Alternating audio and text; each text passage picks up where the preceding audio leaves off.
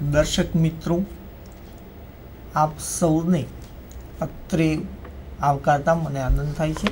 હું professor HN Patel, HA college of કોમર્સમાંથી મારી સાથે મારા સાથી મિત્ર છે principal AR Dalal, Sahajanand arts and commerce કોલેજમાંથી. આપણે ગયા લેક્ચરમાં રોકડ બજેટ અંગેની થિયરી વત્તા નાના નાના મુદ્દાઓની ચર્ચા કરી છે. હવે આ વખતે આપણે એક પ્રેક્ટિકલ દાખલાથી શરૂઆત કરીશું અને એ દાખલામાં ઘણા બધા મુદ્દાઓનો વિગતવાર અભ્યાસ કરીશું. તો આપણે એક દાખલો લઈએ.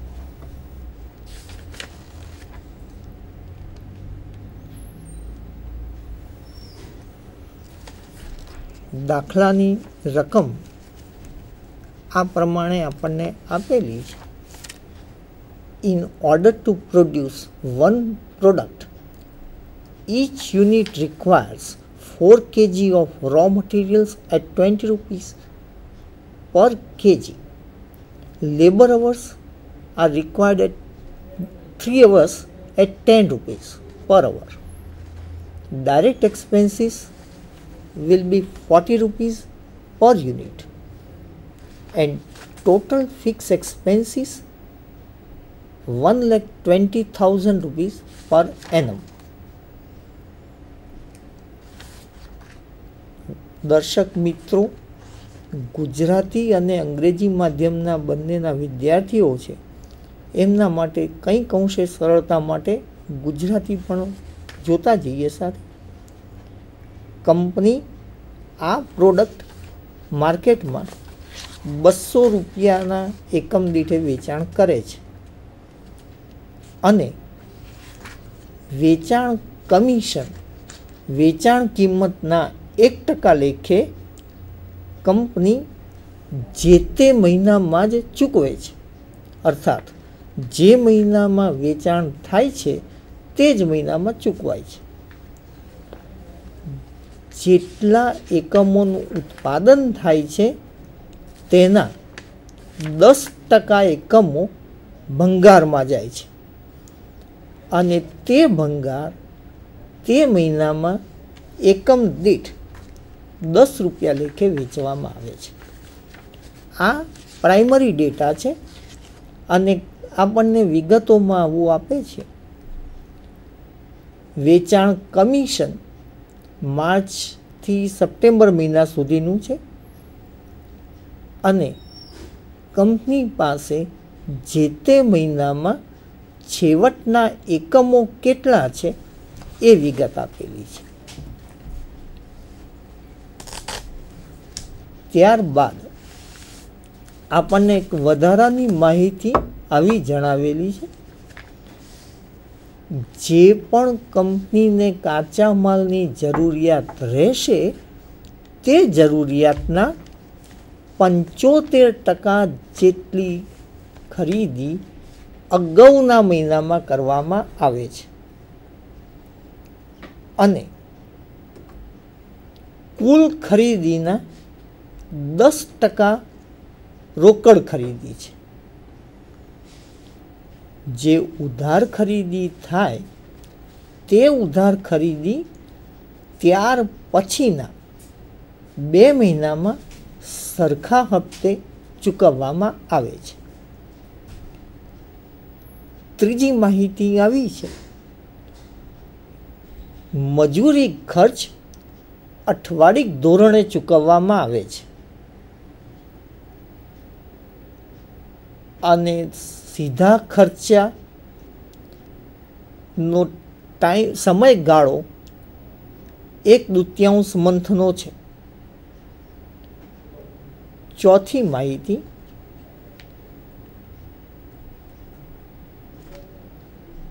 કુલ સ્થિર ખર્ચ જે કંપનીના આપેલા છે તેમાં 10% જેટલો રકમ ઘસારાની છે અને સ્થિર ખર્ચ એનું ચૂકવણી 1 મહિનાનો ગાળો છે.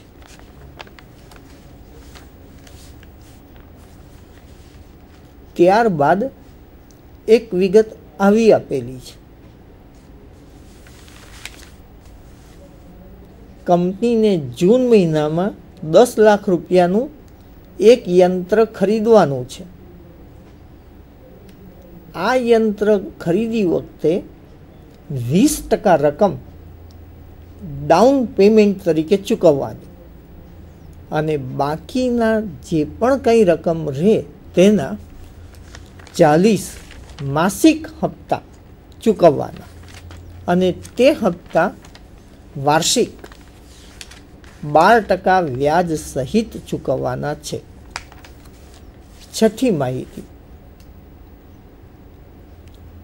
ઉધાર વેચાણનું પ્રમાણ અને રોકડ વેચાણના પ્રમાણ અંગેની છે.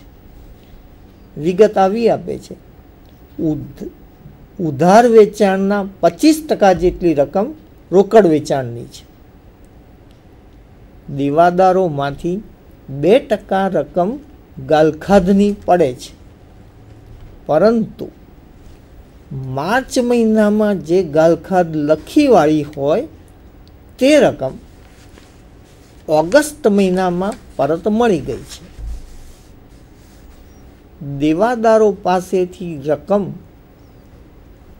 નીચે પ્રમાણે મળે છે, 50% રકમ બીજા મહિને, એના પછીના મહિને 30% રકમ અને બાકીની રકમ એના પછીના મહિને. શરૂઆતની રોકડ રકમ કંપની પાસે 2,40,135 રૂપિયાની છે અને જ્યારે પણ જરૂર જણાય ત્યારે બેંક ઓવરડ્રાફ્ટની ફેસિલિટી અવેલેબલ છે. બેંક ઓવરડ્રાફ્ટ ઉપર વાર્ષિક 12% લેખે વ્યાજ ચૂકવવાનું છે અને એ વ્યાજ બીજા મહિને ચૂકવી દેવાનું છે. આ પ્રમાણે પરિસ્થિતિ વિગતો આપણને આપેલી છે. હવે આ વિગતો ઉપરથી આપણે એક પછી એક મુદ્દાઓની ચર્ચા વિચારણા કરતા જઈએ.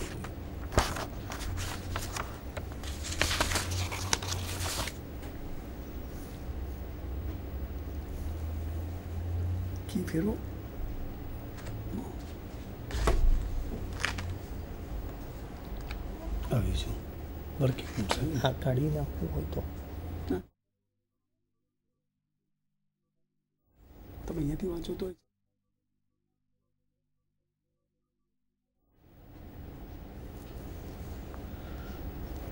વેચાણ અંગેનું કમિશન આપણને આપેલું છે અને વેચાણનું કમિશન 1% લેખે આપ્યું છે. વેચાણ કિંમતના 1% લેખે વેચાણ કમિશન આપ્યું છે. એ કમિશન ઉપરથી આપણે વેચાણની રકમ શોધી શકીએ. જો 1 રૂપિયાનું કમિશન હોય તો વેચાણ કિંમત 100 રૂપિયાની થાય. આપણને જે પણ વેચાણ કિંમતની રકમ દાખલામાં આપી છે, દાખલા તરીકે માર્ચ મહિનામાં 1000 રૂપિયાનું વેચાણ કમિશન છે. તેથી તે મહિનામાં કુલ વેચાણની કિંમત આપણે શોધી શકીએ. 100 તો 1000 રૂપિયાએ કેટલું વેચાણ? 1 લાખ રૂપિયાનું વેચાણ થાય. માર્ચ મહિનાનું વેચાણ 1 લાખ રૂપિયાનું થાય. આ જ પ્રમાણે એપ્રિલ, મે વગેરે તમામ મહિનાનું વેચાણ મળી શકે. હવે જે વેચાણ કિંમત મળી, રૂપિયામાં વેચાણ મળ્યું, એના માટે દાખલામાં આપણને આવું આપ્યું છે કે એકમ દીઠ વેચાણ કિંમત 200 રૂપિયા છે. હવે કુલ વેચાણની રકમ ભાગ્યા 200 રૂપિયા કરું તો મને કેટલા એકમો વેચ્યા તે વિગત મળી જાય. બીજો મુદ્દો, વેચેલ એકમો મેં ઉપર શોધી કાઢ્યા છે એ પ્રમાણે વેચેલ એકમો વત્તા છેવટનો સ્ટોક, એના એકમો આપણને આપેલા છે. અને બાદ શરૂઆતના સ્ટોકના એકમો કરું તો મને કેટલા એકમોનું ઉત્પાદન કર્યું છે તે મળી શકે. મિત્રો, અહીંયા આપણે ધ્યાન રાખવું જોઈશે કે એક મહિનાનો છેવટનો સ્ટોક એ સ્વાભાવિક રીતે જ બીજા મહિનાની શરૂઆતનો સ્ટોક થાય. મને દાખલામાં માત્ર છેવટના સ્ટોકના એકમો આપ્યા છે. એ છેવટના સ્ટોકના એકમો બીજા મહિનાના શરૂઆતના એકમો થશે. એટલે વેચેલ એકમો વત્તા છેવટના સ્ટોકના એકમો માઇનસ શરૂઆતના એકમો કરું is equal to good unit produce મળી જાય. ત્રીજો પોઈન્ટ, દાખલામાં આપણને એવું પણ જણાવ્યું છે કે કુલ ઉત્પાદિત કરેલ એકમોના 10% જેટલા એકમો ભંગારમાં જાય છે. એનો અર્થ એ થાય, if I want to produce and sell 100 good units, then 10% will be the scrap units. It means that my input should be that of 110 units. 100 એકમો સારા એકમોનું ઉત્પાદન કરું એનો અર્થ એ થાય કે મારે 100 એકમો સારા એકમો વત્તા એના 10% ભંગાર જાય. એટલે 10 એકમો બીજા ભંગારના. એટલે મારે માલ સામાન, મજૂરી, ખર્ચ આ બધું જ કેટલા એકમો માટે ગણતરી કરવી પડે તો કે 110 યુનિટ મારે રો મટીરિયલ્સ વગેરે બધું નાખવું પડે ઇનપુટ, તો મને સારા 100 એકમો મળી શકે. પોઈન્ટ નંબર 4, કેટલા એકમો રિક્વાયર્ડ યુનિટ્સ કેટલા છે એની ઉપરથી મને કાચા માલની કેટલી જરૂરિયાત પડે, કેટલા કુલ મજૂરીની જરૂરિયાત પડે, કેટલા કુલ ખર્ચ થાય એ મળી શકે. ત્યારબાદ માલ સામાન અને કુલ કેટલી જરૂરિયાત થાય એ મને ઉપર મળી ગયું. પછી પરિસ્થિતિ કેવી થશે કે એ માલ સામાન ક્યારે ખરીદવાનો. દાખલા તરીકે મને 100 રૂપિયાના માલ સામાનની જરૂરિયાત છે, તો 100 રૂપિયાનો માલ સામાન મારે ક્યારે ખરીદવાનો એના માટે દાખલામાં આવું આપે છે 75% જેટલી રકમ જે તે મહિનાના આગળના મહિનામાં ખરીદવાની. એટલે 75 રૂપિયાની ખરીદી મારે ક્યારે કરવી પડે એ મહિનામાં આગળના મહિના, અને બાકીના 25% જે તે મહિનામાં કરવાની આવે. આ રીતે મારે માલ સામાન ક્યારે ખરીદવાનો એ મળે, અને ક્યારે ખરીદી કરી ત્યાર પછી મને એ મળી શકે કે મારે એ માલ સામાનની ચૂકવણી ક્યારે કરવાની છે. આના પછી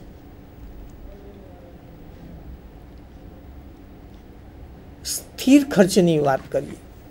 સ્થિર ખર્ચની અંદર કુલ ખર્ચા 1,20,000 છે, એમાંથી 10% એટલે કે 12,000 રૂપિયા ઘસારાને લગતા છે. ઘસારો મિત્રો આપણે રોકડમાં તો ચૂકવવાનો હોતો જ નથી, એટલે નોન કેશ એક્સપેન્ડિચર કહેવાય, બિન રોકડ ખર્ચા છે. પરિણામે આપણે 1,20,000 રૂપિયામાંથી 12,000 રૂપિયા તો રોકડા ચૂકવવાના છે જ નહીં. એટલે એનો અર્થ એ થાય કે મારે 1,08,000 રૂપિયા 12 મહિને ચૂકવવાના છે વાર્ષિક. એને ભાગ્યા 12 કરું એટલે મારે દર મહિને 9,000 રૂપિયા રોકડમાં ચૂકવવાના આવે. મુદ્દા નંબર 7 ઉપર 10 લાખ રૂપિયાનું મારે એક યંત્ર ખરીદવું છે જૂન મહિનામાં.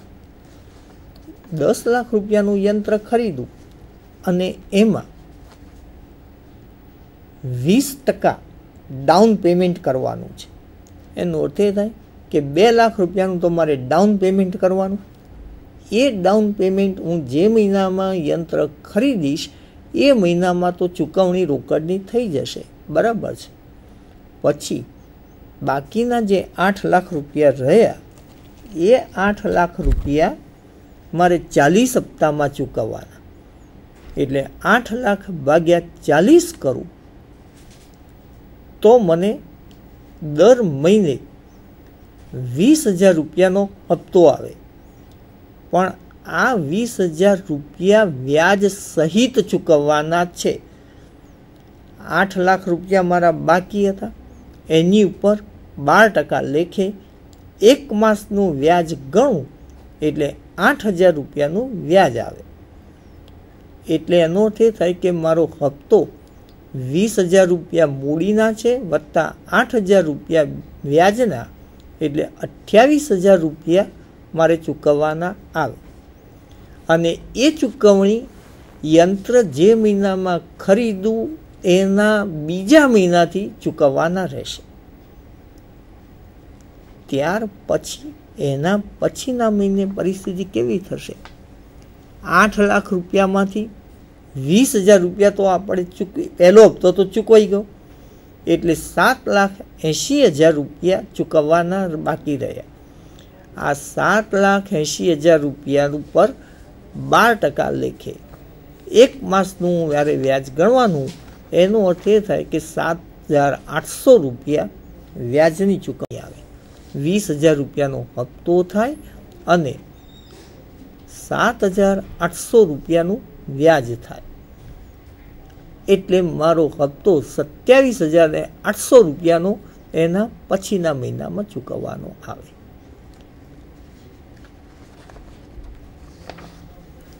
આ વિગતોને આપણે ટેબલ ઉપર સમજવાની કોશિશ કરીએ. આપણી નોંધ નંબર 1 છે. મને માર્ચ મહિનામાં વેચાણનું કમિશન 1,000 રૂપિયા આપ્યું છે. એની ઉપરથી મને વેચાણ કિંમત મળી શકે, કારણ કે 1% લેખે કમિશન છે. એટલે 1 રૂપિયો કમિશન હોય તો વેચાણ કિંમત 100 ગણાય. 1,000 રૂપિયા હોય તો વેચાણ કિંમત મારી 1 લાખ રૂપિયા થાય. આ જે વેચાણ કિંમત છે એ કુલ વેચાણ કિંમત છે. દરેક એકમની કિંમત 200 રૂપિયા છે. એનો અર્થ એ થાય કે 200 રૂપિયાની વેચાણ કિંમતથી એને ભાગું તો 500 રૂપિયા વેચેલ એકમો આવે. વેચેલ એકમોની અંદર હું છેવટના સ્ટોકના એકમો ઉમેરું અને શરૂઆતના સ્ટોકના એકમો બાદ કરું. મને દાખલામાં છેવટના એકમો ઓલરેડી આપેલા છે, એ વિગતો મારે દાખલામાંથી લેવાની. હવે એ છેવટના એકમ બીજા મહિનાની શરૂઆતના એકમ થાય. દાખલા તરીકે માર્ચ મહિનાના છેવટના એકમો 100 છે, એટલે એપ્રિલ મહિનાની શરૂઆતના એકમો થાય. એ જ પ્રમાણે એપ્રિલ મહિનાના છેવટના એકમો 200 છે, બીજા મહિને મે મહિનામાં શરૂઆતનો એકમનો સ્ટોક થાય. આ પ્રમાણે મને શરૂઆતના એકમો પણ મળી જાય અને વેચેલ એકમો વત્તા છેવટના સ્ટોકના એકમો ઓછા શરૂઆતના સ્ટોકના એકમો કરું એટલે મને ઉત્પાદિત એકમો મળે. Units produced. યુનિટ્સ પ્રોડ્યુસનું કોલમ આ પ્રમાણે વર્કઆઉટ થઈ શકે. Thereafter it is stated to me in the question itself that 10% of the units produced are scrapped. It means that, say for example, in the month of April, my units produced is equal to 1,100. Of this, 10% is scrapped units. It means that 110 units are already scrapped. Meaning thereby, my input required is 1100 good units produced for the selling purpose plus 110 which is a scrapped units. It means that my input should be that for 1210 units. મિત્રો, આ મુદ્દો બહુ જ ધ્યાનથી સમજવા જેવી પરિસ્થિતિ છે કે આપણે કેટલા એકમોને ધ્યાનમાં રાખીને બાકીની બધી ગણતરીઓ કરવી જોઈશે. તો આ મુદ્દો જોઈશે કે યુનિટ્સ રિક્વાયર્ડ, ઇનપુટ રિક્વાયર્ડ. હવે આ કોલમની ગણતરી થઈ જાય ત્યારબાદ હવે મારે માલ સામાન કેટલો જોઈશે. માલ સામાન માટે એણે આવું આપ્યું છે, એક એકમ બનાવવા માટે મારે 4 કિલો માલ જોઈએ અને 1 કિલો માલની કિંમત 20 રૂપિયા છે.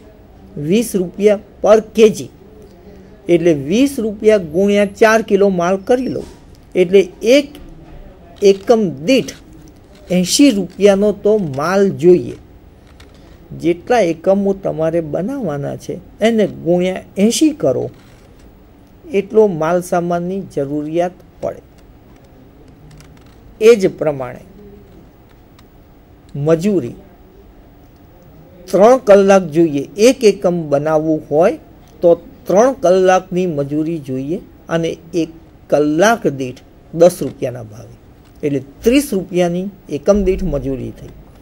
એટલે 30 રૂપિયાની ગણતરી કરું, બનાવવાના એકમો 1210 એને ગુણ્યા 30 રૂપિયા કરું એટલે મને કુલ મજૂરી મળે. એ જ પ્રમાણે દાખલામાં મને આપ્યું છે એકમ દીઠ ડાયરેક્ટ એક્સપેન્સીસ 40 રૂપિયા છે. સીધા ખર્ચા, પ્રત્યક્ષ ખર્ચા 40 રૂપિયાના છે. એટલે એકમો જે બનાવવા છે એને ગુણ્યા 40 રૂપિયા કરું એટલે મને ટોટલ એક્સપેન્સીસ કેટલા જોઈશે, ડાયરેક્ટ એક્સપેન્સીસ કેટલા જોઈશે એ મળી જશે. ત્યારબાદ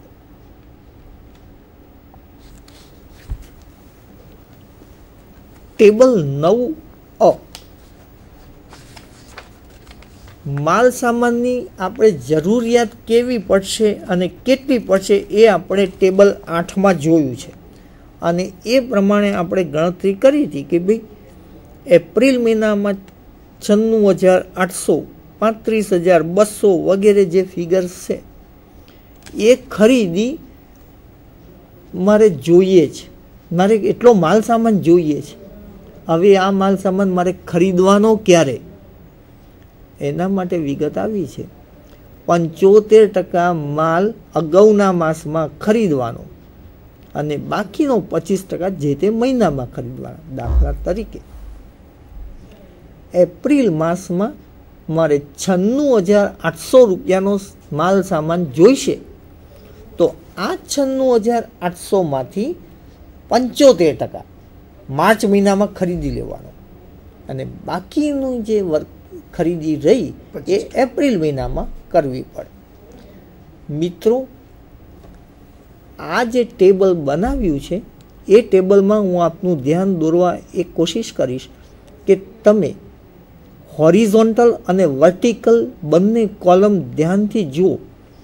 એપ્રિલ મહિનાની ખરીદી માર્ચ મહિનામાં 75% અને એપ્રિલ મહિનાની ખરીદી એપ્રિલ મહિનામાં 25%. આવી રીતે આપણે દરેક વખતે પ્રેઝન્ટેશન કરવું જોઈએ. એ જ પ્રમાણે મે મહિનાની 35,200 રૂપિયા જોઈએ છે માલ સામાન, એના 75% મે મહિનામાં જોઈએ એટલે અગાઉના માસમાં ખરીદવાનું, એપ્રિલ મહિનામાં ખરીદો 75% અને બાકીના 25% એટલે 8,800 રૂપિયા જે જોઈએ છે એ મે મહિનામાં ખરીદો. એટલે હોરિઝોન્ટલ કોલમ અને વર્ટિકલ કોલમ બંને આપણે બહુ જ ધ્યાનથી વર્કિંગ ડિસન્ટ રીતે કરવું હોય તો આ પ્રમાણે કરી શકાય.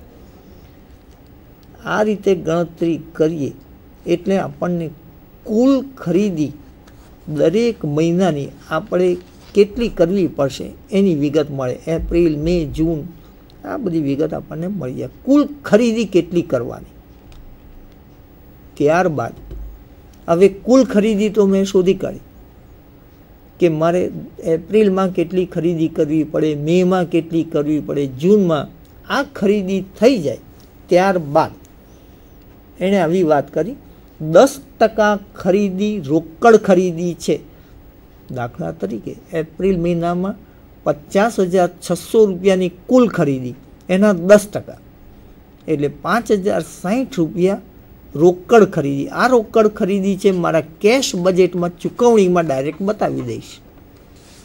એ જ પ્રમાણે દરેક મહિનામાં 10% ને બાકીના 90%ની ખરીદી એ ઉધાર ખરીદી થઈ. એટલે એપ્રિલ મહિનામાં 50,600માંથી 5,060 રોકડ ખરીદી અને 90% ઉધાર ખરીદી 45,540 રૂપિયા ઉધાર ખરીદી. એ પ્રમાણે દરેક મહિનાની ગણતરી થઈ શકે. હવે ઉધાર ખરીદી તો મેં ગણી લીધી.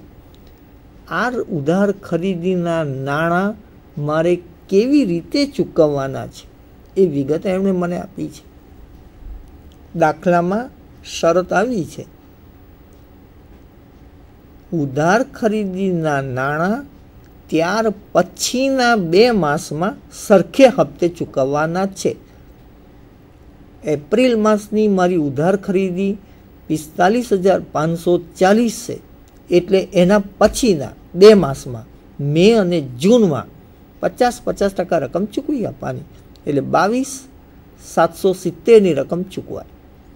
એવી રીતે મે મહિનામાં 1,08,900 ઉધાર ખરીદી છે, એના પૈસા મારે જૂન અને જુલાઈમાં 50% રકમ ચૂકવ્યાની.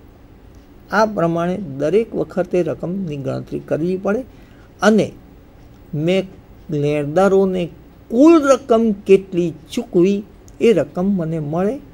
એ રકમ મારે કેશ બજેટમાં ચૂકવણીની બાજુએ દર્શાવવાની રહેશે. એના પછી મજૂરી ખર્ચ. મજૂરી ખર્ચમાં આપણે ટેબલ નંબર 8માં ગણતરી કરેલી છે. મારે કુલ કેટલા મજૂરીની રકમ ચૂકવવાની આવે એ રકમ મેં અહીંયા આગળ ગણતરી ઓલરેડી કરી નાખી છે. હવે એની ચૂકવણી wordings are used something like this: payments will be on weekly basis. It means that in the month of April you will give the payment for 3 weeks and 1/4 will be paid in the next month. April મહિનામાં 36,300 રૂપિયાની કુલ મજૂરીમાંથી 3/4 એ જ મહિનામાં ચૂકવાઈ જશે. બાકીના જે 1/4 રહ્યા એ એના પછીના મહિને મે મહિનામાં ચૂકવાશે. એ જ સિચ્યુએશન મે મહિનામાં 13,200 રૂપિયાની કુલ મજૂરી, એમાંથી 3/4 એટલે 9,900 મે મહિનામાં જ ચૂકવાય અને 1/4 જે રહ્યા એ જૂન મહિનામાં ચૂકવાય. આ પ્રમાણે દરેક મહિનાની ગણતરીઓ કરવાની રહે. મિત્રો, હોરિઝોન્ટલ અને વર્ટિકલ બંને બાજુ મહિના વ્યવસ્થિત રીતે ધ્યાન રાખીને ગણતરી કરવી, કયા મહિનાની રકમ કયા મહિનામાં ચૂકવાય છે, તો છેલ્લે જે તે મહિનાનું ટોટલ મારીએ એટલે કુલ ચૂકવણીની રકમ આપણને જૂન, જુલાઈ અને ઓગસ્ટની મળી શકે. એના પછી એ જ સિસ્ટમ, એ જ પદ્ધતિ પ્રમાણે ડાયરેક્ટ એક્સપેન્સીસ, પ્રત્યક્ષ ખર્ચા. પ્રત્યક્ષ ખર્ચામાં આપણે ટેબલ નંબર 8 ઉપર કુલ પ્રત્યક્ષ ખર્ચા કેટલા થશે ગણેલું છે. એ જ વિગત અહીંયા છે અને એમાં આપણને ચૂકવવાનો સમયગાળો અડધા મહિનાનો છે. એનો અર્થ એ થાય કે દાખલા તરીકે એપ્રિલ મહિનામાં 48,400 રૂપિયાના કુલ ખર્ચ છે, એમાંથી અડધા એપ્રિલમાં ચૂકવાય, બાકીના અડધા એના પછીના મે મહિનામાં ચૂકવાય. એ જ પ્રમાણે મેના ખર્ચ અડધા મેમાં અને બીજા અડધા ખર્ચ એના પછી જૂનમાં, આ રીતે દરેક મહિનાની હું ગણતરીઓ કરું એટલે મને કુલ કેટલા રૂપિયાની ચૂકવણી થાય એ ચૂકવણી મળે. ત્યારબાદ આ જે આપણે આગળ ગણતરીઓ કરી છે એમાં હવે તમે આ ટેબલ નંબર 13 ઉપર બહુ જોઈ શકો છો. હું અત્યારે રોકડ ચૂકવણીની જ વાત કરું. રોકડ ખરીદીના પૈસા આપણે કુલ ખરીદીમાંથી 10% લેખે ગણતરી કરેલી છે. એ ટેબલ નંબર 9 ઉપર છે. એની એ વિગત રોકડ ખરીદીની આવે. એના પછી એ જ પ્રમાણે ઉધાર ખરીદીના પૈસા આપણે કેવી રીતે ચૂકવ્યા છે તે આવે. ત્યારબાદ મજૂરીની ચૂકવણી આવશે. ત્યારબાદ મશીન જે આપણે ખરીદ્યું છે, યંત્ર, એ યંત્રનું 20% ડાઉન પેમેન્ટ છે. મીન્સ 2 લાખ રૂપિયા તો મારે જૂન મહિનામાં જ ચૂકવવાના છે. જુલાઈ મહિનાથી ઓનવર્ડ્સ મારે માસિક 20,000 રૂપિયાનો હપ્તો અને 8,000 રૂપિયાનું વ્યાજ, એટલે 28,000 રૂપિયાની ચૂકવણી હપ્તાની પહેલા હપ્તાની ચૂકવણી થાય. એના પછીના મહિને મારી વ્યાજની રકમ ઘટી જાય છે, કારણ કે પેલા 8 લાખ રૂપિયા જે ચૂકવવાના હતા એમાંથી મેં 20,000 તો ઓલરેડી ચૂકવેલા, એટલે 7,80,000 રૂપિયા પર વ્યાજ ગણાય, એટલે વ્યાજની રકમ ઓછી આવે. એ જ પ્રમાણે સ્થિર ખર્ચ. સ્થિર ખર્ચમાં આપણે આગળ નોંધ્યું એ પ્રમાણે ઘસારાની ચૂકવણી એ રોકડની ચૂકવણી નથી. ઘસારા ખર્ચ એ નોન કેશ એક્સપેન્ડિચર છે. એને રોકડના પત્રકમાં લેવાનો પ્રશ્ન ઉપસ્થિત થતો નથી. એટલે ઘસારા સિવાયના જે સ્થિર ખર્ચ રહ્યા એ સ્થિર ખર્ચ માસિક ધોરણે ચૂકવણી 9,000 રૂપિયાની આવશે. એના પછી પ્રત્યક્ષ ખર્ચા, એ પણ આપણે ચૂકવણી આગળ જોઈ. Bank overdraft. હા, અચ્છા, બેંક ઓવરડ્રાફ્ટની બાબત આવી આવશે કે મારી પાસે કુલ રોકડની પ્રાપ્તિ, એમાંથી હું રોકડની ચૂકવણી બાદ કરું એટલે મને કાં તો બેલેન્સ મળે અથવા તો માઇનસ આવે તો બેંક ઓવરડ્રાફ્ટ ગણાય. ખાસ કરીને જુલાઈ મહિનાની વાત કરું તો જુલાઈ મહિનામાં મારી રોકડની પ્રાપ્તિ 2,61,060 છે અને રોકડની ચૂકવણી 3,21,060 છે. એનો અર્થ એ થાય કે 60,000 રૂપિયા બેંક ઓવરડ્રાફ્ટ થયો. એ બેંક ઓવરડ્રાફ્ટ મારે બીજા મહિને શરૂઆતની બાકી તરીકે ગણતરી લીધી છે. આ 60,000 રૂપિયા ઉપર મને દાખલામાં આપ્યા પ્રમાણે વાર્ષિક 12% લેખે વ્યાજ બીજા મહિને સાહેબ ચૂકવવાનું જ રહેશે. એનો અર્થ એ થાય કે વાર્ષિક 12% વ્યાજ છે, માસિક 1% વ્યાજ થયું. 60,000 રૂપિયાનું 1% લેખે વ્યાજ ગણી લઉં એટલે 600 રૂપિયાનું મારે બેંક ઓવરડ્રાફ્ટનું વ્યાજ બીજા મહિને ચૂકવી જ દેવાનું થાય. એટલે બેંક ઓવરડ્રાફ્ટનું વ્યાજ બીજા મહિને 600 રૂપિયાનું વ્યાજ લખ્યું છે. અને છેલ્લી આઈટમ તો આપણને ઓલરેડી દાખલામાં આપેલી છે કે વેચાણ ઉપર કમિશન, જે દાખલામાં આપ્યું છે એ જ પ્રમાણે વેચાણનું કમિશન એઝ યુઝ્યુઅલ આપણે લખી લઈએ. એટલે રોકડની કુલ ચૂકવણીની આ બધી પરિસ્થિતિ એક વિગત, આટલી વિગત આવશે.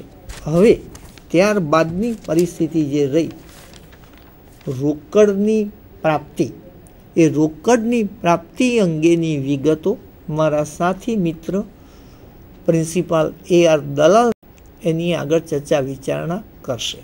હાજી.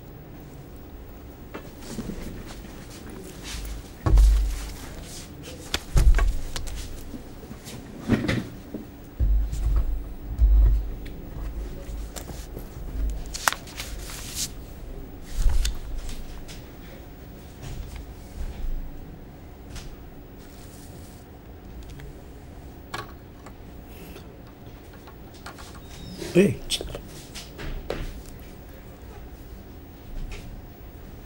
મારે 12 નંબર આની પાછળનું ટેબલ લઈ જાય ને, આ બધું 12 નંબર.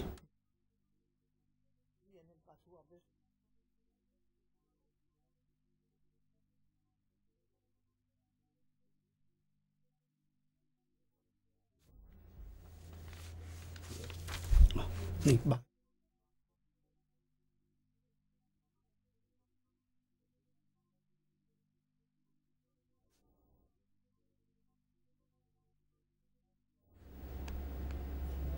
નમસ્કાર.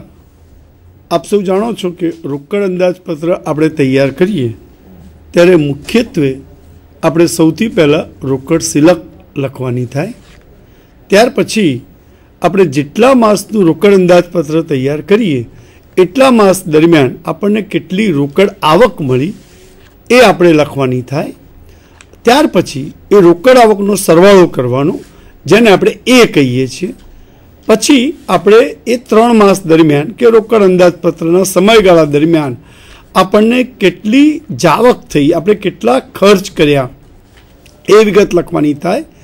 એનો જે સરવાળો આવે એને આપણે બી કહીએ છીએ અને એમાંથી બી બાદ કરીએ તો સિલક આવે. પણ જો બી એ કરતાં વધારે હોય તો ઓવરડ્રાફ્ટ આવે. આ મુખ્યત્વે બાબત આપણે ધ્યાનમાં રાખવી જોઈએ. મારા સાથી મિત્રે એક ભાગ આપને વિગતે સમજાવ્યો છે અને તે રોકડ જાવકનો. મારે જે તમારી સાથે વાત કરવાની છે તે રોકડ આવકના સંદર્ભમાં વાત કરવાની થાય. અને એમાં મુખ્યત્વે જે વાત આવે છે તે આપ સૌ જાણો છો કે આપણને રોકડ સિલક દાખલામાં આપેલી જ છે અને તે આપણી પાસે છે 2,40,135. એ આપણું ઓપનિંગ બેલેન્સ છે. હવે આપણે મુખ્યત્વે વાત જોવાની થાય કે રોકડ સિલક સિવાય આપણને કેટલી આવક થઈ છે.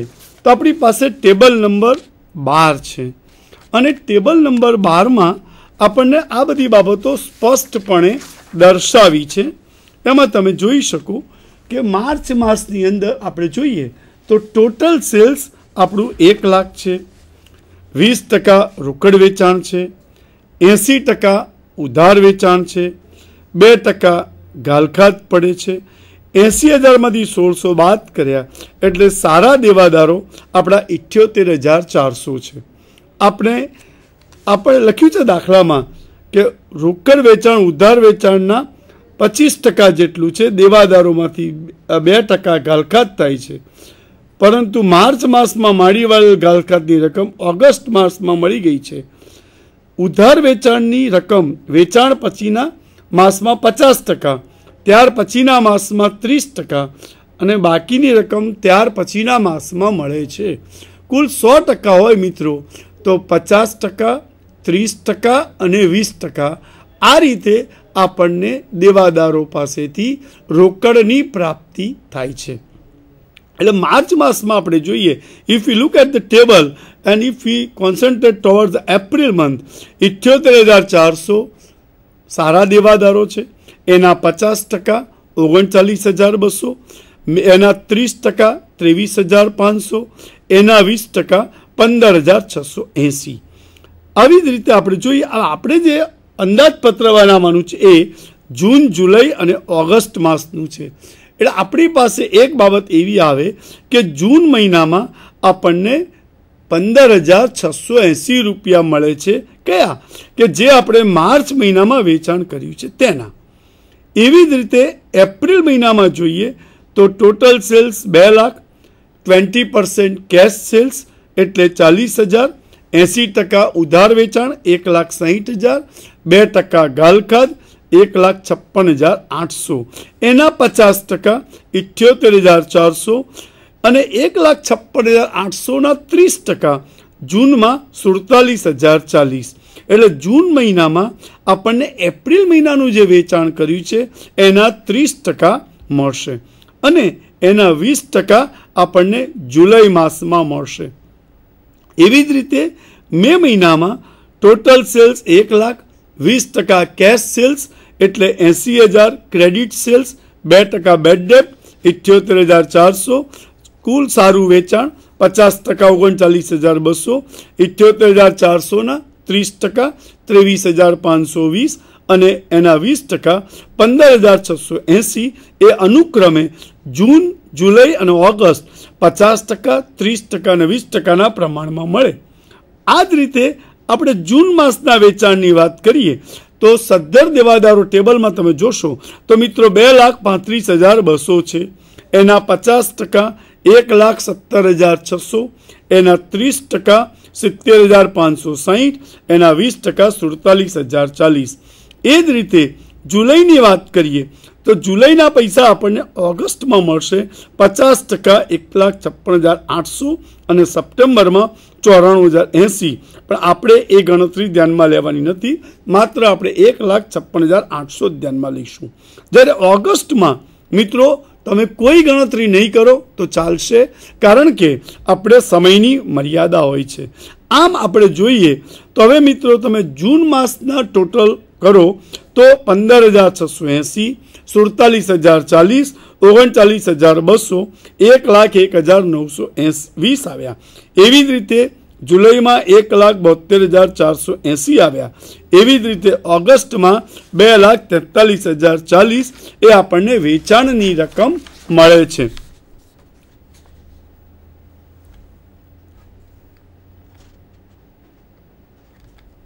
હવે આપણે કેશ બજેટ ઉપર જોઈએ મિત્રો તો મેં કહ્યું હતું કે ઓપનિંગ બેલેન્સ 2,40,135 આપણને આપ્યું છે. આપણે કેશ સેલ્સ શોધ્યું અને એ અનુક્રમે 60,000, 80,000 અને 40,000 આપણને મળ્યું. એમાં પણ આપણે કહી શકીએ કે આપણે કેશ સેલ્સ કેવી રીતે શોધ્યું. એઝ યુ નો આપણે જોઈએ તો એ આપણને આના ટેબલ ઉપરથી આપણને બહુ ક્લિયર કટ મળે કે 3 લાખનું જૂનમાં વેચાણ થયું, 20% પ્રમાણે 60,000, 4 લાખનું વેચાણ થયું, 20% પ્રમાણે 80,000, ઓગસ્ટમાં 2 લાખનું વેચાણ થયું, 20% પ્રમાણે 40,000. આ વાત મિત્રો ટેબલ ઉપરથી આપણને સ્પષ્ટ મળે. અને જે વાત આપણે બતાવ્યું કેશ રિસિપ્ટની નીચે કે આપણને રોકડ વેચાણના 60,000, 80,000 અને 40,000 મળ્યા. પછીની વાત આવી કે દેવાદારો પાસેથી આપણને કેટલી રકમ મળી. તો એ વાત પણ આપણે બહુ ક્લિયર કટ લખી કે આપણને દેવાદારો પાસેથી જૂન, જુલાઈ અને ઓગસ્ટમાં કુલ કેટલી રકમ મળી. હમણાં જ મેં તમને સરવાળો કરીને બતાવ્યું કે 1,01,920 રૂપિયા એ આપણને જૂનમાં મળ્યા. કેવી રીતે? તો માર્ચના 20% 15,680, એપ્રિલના 47,040 અને મેના 39,200. એમ 1,01,920 રૂપિયા આપણે જૂન માસમાં બતાવ્યા. જુલાઈની અંદર એપ્રિલનું વેચાણ જે છે એના 31,360, મેનું વેચાણ છે એના 30% લેખે 23,520, જૂનનું જે સદ્ધર દેવાદારો છે 2,35,200 એના 50% એટલે 1,70,600. એટલે અલ્ટિમેટલી આપણને 1,72,480 રૂપિયા જુલાઈ માસમાં મળ્યા. જ્યારે ઓગસ્ટની અંદર આપણે પરિસ્થિતિ જોઈએ તો વી કેન સે કે મેના 15,680 મળ્યા 20% પ્રમાણે, 78,400 સારા દેવાદારો છે, સદ્ધર વેચાણ છે, 15,680. આના જૂનમાં 2,35,200 છે, એના 30% પ્રમાણે 70,580 અને જુલાઈમાં 3,13,600 છે. એ જુલાઈ માસમાં વેચાણ કર્યું એના નાણાં પછીના માસમાં એટલે 50% 3,13,600ના એટલે 1,56,800 એ આપણને ઓગસ્ટ માસમાં મળે. આમ 1,01,920, 1,72,480 અને 2,43,040 એ આપણી કેશ રિસિપ્ટ થઈ. હવેની વાત આવે છે ને તે કે ભંગારનું વેચાણ. આપણને દાખલામાં લખીને આપેલું છે કે ઉત્પાદિત એકમોના 10% જેટલા એકમોનો બગાડ થાય છે અને તે જે તે મહિનામાં જ એકમ દીઠ ₹10ના ભાવે ભંગારથી વેચી દેવામાં આવે છે. એટલે એ વાત પણ અહીંયા આગળ આપણને ક્લિયર પટેલ સાહેબે સમજાવેલી જ છે કે જ્યારે આપણે સેલ ઓફ સ્ક્રેપની વાત કરીએ ત્યારે એના 10% એ આપણને મળે છે. અને એ અહીંયા આગળ આપણે જોઈએ તો બેઝિકલી આપણને ટેબલ નંબર 8માં એ વાત બતાવેલી જ છે. અને એમાં આપણે જોઈએ કે જૂનમાં 170 યુનિટ સ્ક્રેપ થયા, કારણ કે યુનિટ પ્રોડ્યુસ 1700 હતા. જુલાઈમાં 1900 થયા, એના 10% 190, અને ઓગસ્ટમાં 1200 થયા, એટલે એના 10% 120. આ રીતે આપણે ટોટલ સેલ ઓફ સ્ક્રેપ શોધ્યું અને એના 10 રૂપિયા ઉપજે છે. એટલે 1700 ગુણ્યા 10, 190 ગુણ્યા 10 અને 120 ગુણ્યા 10, આ રીતે આપણે 1200 રૂપિયા મેળવ્યા. હવે પછીની વાત આવે છે ને તે કે બેડ ડેપ્ટ રિકવરી, ગાલખાદની વસૂલાત. તો જ્યારે આપણે બેડ ડેપ્ટની વાત કરીએ છીએ ત્યારે અહીંયા આપણે એમ કહેવું જોઈએ કે બેડ ડેપ્ટ્સ એ આપણે બેઝિકલી જોઈએ તો 3200 રૂપિયા છે. 2% બેડ ડેપ્ટ. હવે અહીંયા આપણને કહ્યું છે કે દેવાદારોમાંથી 2% ગાલખાદ થાય છે, પરંતુ માર્ચ માસમાં માડી વાળેલ ગાલખાદની રકમ ઓગસ્ટ માસમાં મળી ગઈ છે. એટલે માર્ચ માસમાં આપણે જે ગાલખાદની રકમ માડી વાળી એ આપણને ઓગસ્ટ માસમાં મળી ગઈ છે. એનો અર્થ એવો થયો કે માર્ચ માસમાં તમે જુઓ ટેબલ નંબર 12માં પહેલી જ વિગત, તો એ બેડ ડેપ્ટ્સમાં 1600 રૂપિયા લખ્યા છે, અને એ 1600 રૂપિયા એ આપણને ઓગસ્ટ માસ દરમિયાન મળી ગયા છે. આમ મિત્રો, આપણે આવકની જો વાત કરીએ તો વી કેન સે કે આપણી કુલ આવક 4,03,755 જૂન માસમાં, 2,61,060 જુલાઈ માસમાં અને 2,25,840 ઓગસ્ટ માસમાં. એમાંથી આપણે જો જૂન માસની આવક બાદ કરીએ તો આપણું બેલેન્સ 6,680 આવે છે. That is good balance plus balance, અને એ આપણે જુલાઈમાં બતાવીશું. પણ મારા સાથી મિત્રએ કહ્યું એમ કે જુલાઈ માસમાં આપણે શું છે કે એ ઇઝ લોઅર ધેન બી. અની આવક કરતાં બની જ આવક વધારે છે. And when B is higher than A, then naturally the balancing figure is to be treated as overdraft, and as per the instruction you are required to make the payment of interest of overdraft to the respective month, which my colleague has already discussed. And so what I want to say that actually તમારી cache receipt છે 2,61,060, જ્યારે જાવક છે 3,21,060, એટલે minus થાય છે 60,000, અને એ 60,000નું 10% પ્રમાણે તમારે ઇન્ટરેસ્ટ ચૂકવી જેની વાત મારા મિત્રે કરી છે. પણ મારે જે વાત કરવી છે, the closing balance of the July becomes the opening balance of the month of August, and as a result in opening balance of August would be minus 60,000, અને એ 60,000 આપણે બતાવીશું. એટલે as a result the same thing will take place કે ઓગસ્ટમાં A is lower than B. Any total receipt છે 2,25,840, whereas the payment is amounted 2,91,245. So here deficit is minus is 65,405. આ રીતે આપણે કેશ બજેટની બાબતમાં આટલા મુદ્દાઓ મિત્રો ચોક્કસ ધ્યાનમાં રાખવા જોઈએ.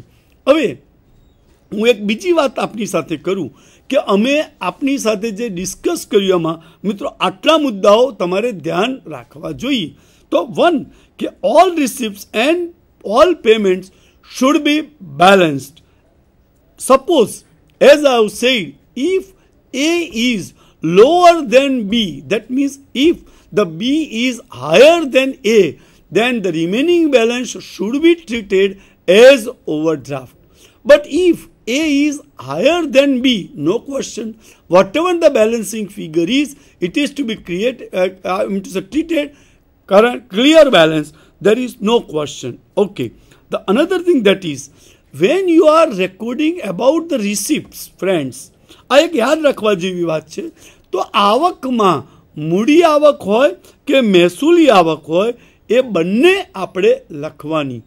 પણ શું ધ્યાન રાખવાનું બિન રોકડ બાબતો, non cash transactions are not to be considered at all while you are recording receipts while preparing cash budget. As my colleague have tried to explain you that suppose if there is bad debt is not to be recorded. But if the bad debt recovery takes place, it is to be recorded because you are getting the cash out of the bad debts and therefore it is to be recorded. At the same time, sale of scrap. The sale of scrap, when you sell, you realize the money out of the sale of scrap. It is receipts. It is to be recorded. So here these are the points. While you are preparing the list for the receipts, you should consider this thing which plays very important part. Otherwise, it may misguide you and you will not be able to get full marks. Okay. બીજી એક વાત મિત્રો મારે તમને કહેવી છે, that is regarding expenses. મારા મિત્રે સમજાવ્યું છે ખર્ચની બાબતમાં. ખર્ચમાં પણ મિત્રો મૂડી ખર્ચ અને મહેસૂલી ખર્ચ બંને ધ્યાનમાં લેવાના. આપણે જાવક થાય, જે વસ્તુ આપણા ખિસ્સામાંથી જાય, એ દેટ ઇઝ કોલ્ડ પેમેન્ટ અને it is to be recorded while preparing cash budget. પણ વાત શું ધ્યાનમાં રાખવાની? બિન રોકડ ખર્ચ, non-cash transaction, if depreciation takes place, as I was saying, ઘસારો હોય, ઘસારામાં આપણે કંઈ ગુમાવતા નથી. We don't make the payment in cash against the depreciation, so it is not to be recorded. At the same time, as I have said, say the bad debts, so it is also not to be recorded. બીજી એક વાત આવે છે ને તે કે અહીંયા આગળ બીજી એક વાત એ મારે કરવી જોઈએ કે રોકડ અંદાજપત્રની જુદી જુદી પદ્ધતિઓ છે મિત્રો. આપણે જે વાત કરી એ રિસિપ્ટ એન્ડ પેમેન્ટની વાત કરી, પણ બીજી એક બાબત છે ને તે સુધારેલ નફા નુકસાન ખાતા દ્વારા પણ આપણે રોકડ અંદાજપત્ર બનાવી શકીએ. એ જ રીતે પાકા સરવૈયાની સરખામણી કરીને પણ રોકડ અંદાજપત્ર બનાવી શકાય. આમ અમે આજે જે દાખલો લીધો છે એ મારે કહેવું જોઈએ કે મોટાભાગના બધા જ મુદ્દાઓ મિત્રો સમજી શકે એ આશય છે. તમે બિલકુલ ચિંતા ના કરશો. આવો બધા જ મુદ્દાઓવાળો દાખલો બહુ ઓછા સંજોગોમાં પરીક્ષાઓમાં પૂછાય છે, પણ તમે આ મુદ્દાઓ જાણી શકો એ એટલા માટે જરૂરી છે મિત્રો કે પરીક્ષામાં હવે હેતુલક્ષી પ્રશ્નો પણ પૂછાય છે. અને એટલે અમે એ પણ વિચાર કર્યો છે કે રોકડ અંદાજપત્રના સંદર્ભમાં જો કોઈને હેતુલક્ષી પ્રશ્ન પૂછવો હોય તો કેવો પ્રશ્ન પૂછી શકે. ફરીથી મિત્રો કહું કે આ દાખલો તમને બરાબર જો આવડતો હશે, સમજ્યા હશો, તેમાં કોઈ તકલીફ પડે નહીં. હવે ધારો કે આપણે એક હેતુલક્ષી પ્રશ્નની ચર્ચા કરી લઈએ. હું માનું છું કે ઓનલાઈન ક્વેશ્ચન્સ કોઈ નથી, તો એક કંપનીનું ફેબ્રુઆરીથી જૂન સુધીના 5 માસનું ઉધાર વેચાણ મિત્રો આપ્યું છે. ફેબ્રુઆરીનું 1,80,000, માર્ચનું 1,92,000, એપ્રિલનું 1,08,000, મેનું 1,74,000, જૂનનું 1,26,000. આ ઉધાર વેચાણ આપણને આપી છે, આપણે શોધવાનું નથી. આપણને શરત આપી છે કે ઉધાર વેચાણના 50% વેચાણ થયા પછીના મહિનામાં, that is to be understand, અને બાકીના 50% પછીના બીજા મહિનામાં ચૂકવાય છે. વેચાણની એપ્રિલ માસમાં કેટલી રકમ મળશે, એક જ મહિનાનું તમને પૂછે મિત્રો. હવે આપણે એપ્રિલની તમે વાત કરો તો તમને એમ થાય સાહેબ વેચાણ તો તમે 1,08,000 કહો છો, પણ આપણે શું કરવાનું? 2 માસ પહેલાંનું વેચાણ જોવાનું. તો ફેબ્રુઆરીનું વેચાણ 1,80,000, તો એના 50% એટલે 90,000. માર્ચનું વેચાણ 1,92,000 એટલે એના 50% એટલે 96,000. કુલ આપણને 1,86,000 મળે. પણ મિત્રો અમે પરીક્ષકો શું કરતા હોઈએ છીએ, પેપર સેટર્સ, કે અમે તમને 4 ઓપ્શન આપીએ: 1,16,000, 1,46,000, 1,86,000 અને 2,16,000. કયો વિકલ્પ સાચો છે ગણતરી કરી બતાવો. તો મિત્રો TY BComની અંદર આવા હેતુલક્ષી પ્રશ્નો તમને પૂછી શકાય જેમાં એક જ સાચો જવાબ હોય. મિત્રો અમે અપેક્ષા રાખીએ કે અમે આપના સુધી પહોંચી શક્યા હોઈશું. અમે એવો નમ્ર પ્રયાસ કર્યો છે. આપે અમને શાંતિથી સાંભળ્યા એ બદલ આપનો ખૂબ ખૂબ આભાર, અને બાયસેગના પણ અમે ઋણી છીએ. Thank you very much.